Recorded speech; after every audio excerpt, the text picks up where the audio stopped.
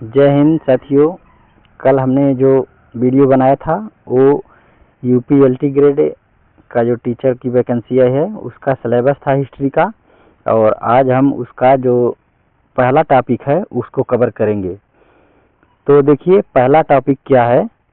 पहला टॉपिक हमारा यह है कि भारतीय प्रागैतिहासिक संस्कृतियों की प्रमुख विशेषताएं हैं। तो हमको जो प्रागैतिहासिक का मतलब होता है जिसका मतलब कोई लिखित साक्ष्य विवरण न हो, उसको मतलब प्रागैतिहासिक कहते हैं। तो यहाँ से हम इसकी संस्कृति के बारे में देखते हैं कि क्या है। पहला नंबर आता है कि पाषाण युग की विशेषताएं।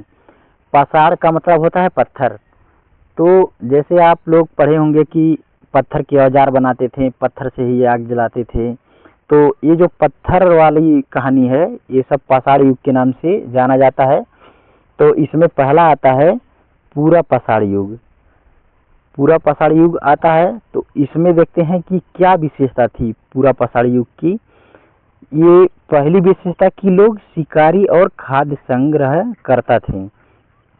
लोग शिकार करते थे और जो खाद्य था, जैसे खाने वाली चीज, उसको संग्रह करते थे, इकट्ठा करते थे।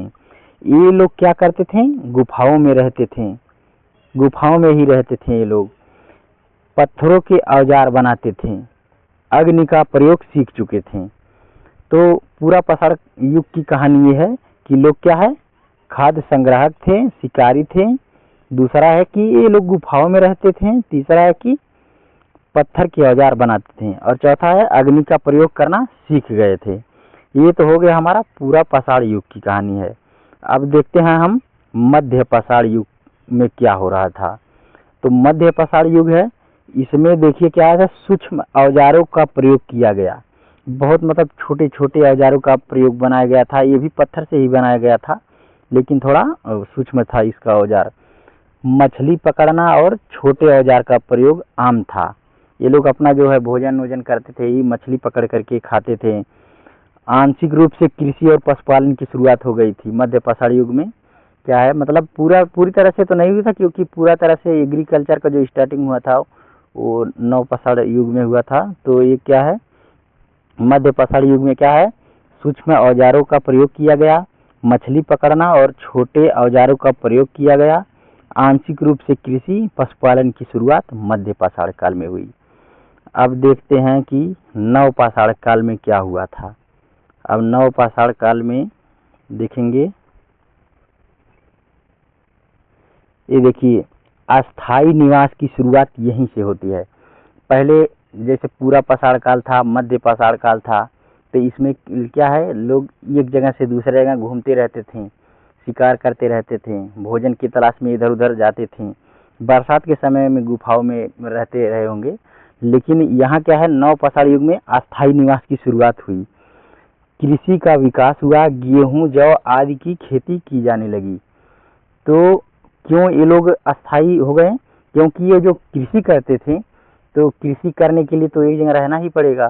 तो ये लोग क्या करते थे, कृषि का उस समय विकास हुआ और जौ आदि की खेती की मतलब शुरुआत हो गई थी करना। मृद भांड, मिट्टी के बर्तन बनाना नव पाषाण काल में ही शुरू हो गया था।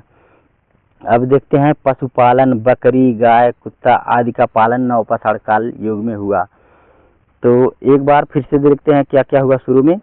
देखते हैं पहले तो क्या हुआ, पहले कलर चेंज कर लेते हैं। लोग शिकारी और खाद्य संग्रह करते थे, गुफाओं में रहते थे, औजार बनाते थे, अग्नि का प्रयोग सीख चुके थे। ये पूरा पाषाण युग में था। अब दूसरा देखते हैं मध्य पाषाण युग में क्या हुआ था।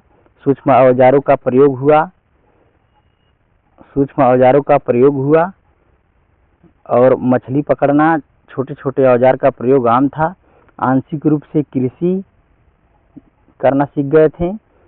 और इसके आगे देखे हैं क्या हम नव पाषाण युग में कि यहाँ जो है अस्थाई निवास की शुरुआत हो गई थी, कृषि का विकास हो गया, मृदभांड मिट्टी के बर्तन बनाना शुरू कर दिए थे, पशुपालन, बकरी, गाय, कुत्ता आदि का पालन शुरू हो गया था।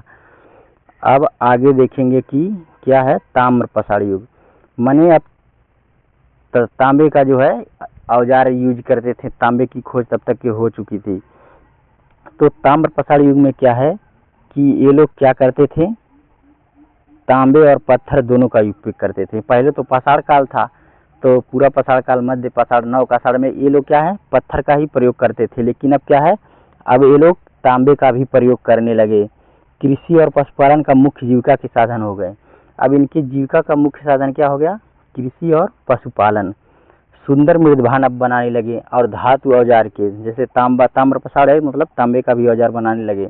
नदियों के किनारे बस्तियां विकसित हुई, जैसे मालवा, जारवे, ये सब नदियों के किनारे ही बस्ती थी। अब आगे देखते हैं क्या है, हड़प्पा सिंधु घाटी सभ्यता, इसे इंडस वैली सिविलाइजेशन कहते हैं। यहाँ देखिए ये सबसे पुरानी सभ्यता मानी जाती है।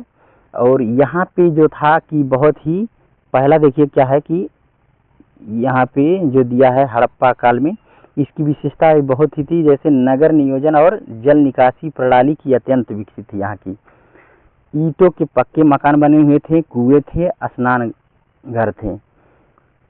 व्यापार, माप तौल, मुद्राओं का प्रचलन था। यहाँ पे लिपि विकसित थी, पर अब तक पढ़ी नहीं गई है। यहाँ पे जो हड़प्पा सभ्यता की जो लिपि थी, ये लोग लिखे तो हैं, मिला भी है, लेकिन इसको अभी तक कोई पढ़ नहीं पाया है। मातृ देवी, पशुपति की पूजा के प्रमाण मिलते हैं यहाँ से। अब देखिए यहाँ पे नगर बने थे, पक्की ईंटों के मकान बने थे हड़प्पा काल में। और जल निकासी की इतनी मतलब अच्छी व्यवस्था थी कि आज भी लोग आश्चर्यचकित हो जाते हैं कि कैसे इतने पुराने समय में इतना अच्छा व्यवस्था किया गया था। जैसे जल निकासी की व्यवस्था थी, और सड़क जो थी, सड़क भी बहुत अच्छी थी। सड़क एक दूसरे को समकोण पे काटती थी। नाली, मतलब छोटी नाली जाके बड़ी नाली में मिलती थी, बड़ा नाला जो होता था वो जाकर के नदियों में मिल जाता था। इस तरह की यहाँ पे व्यवस्था थी। अब देखते हैं कि इसका सारांश क्या है।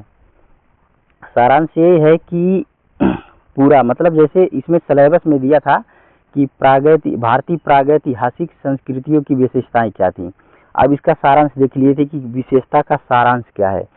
तो भारतीय प्रागैतिहासिक संस्कृतियों का मानव सभ्यता के विकास की नींव थी।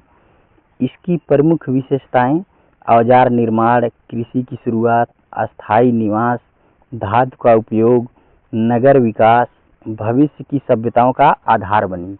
यही उसका जो है सारांश दिया हुआ है कि मतलब कैसे लोग मानव सभ्यता का विकास हुआ, वहीं पे नींव पड़ी थी मानव सभ्यता के विकास की। इसकी प्रमुख विशेषताओं में है जैसे औजार का निर्माण, कृषि की शुरुआत, अस्थायी निवास, धातु उपयोग, नगर विकास, भविष्य की सभ्यताओं का आधार बनी। तो ये सब हो गया, यहाँ पे ख़त्म होता है पहला टॉपिक हम लोगों का, जो एलटी ग्रेड हिस्ट्री का सिलेबस था। तो अब अगले वीडियो में बनाएंगे। बहुत धन्यवाद वीडियो देखने के लिए।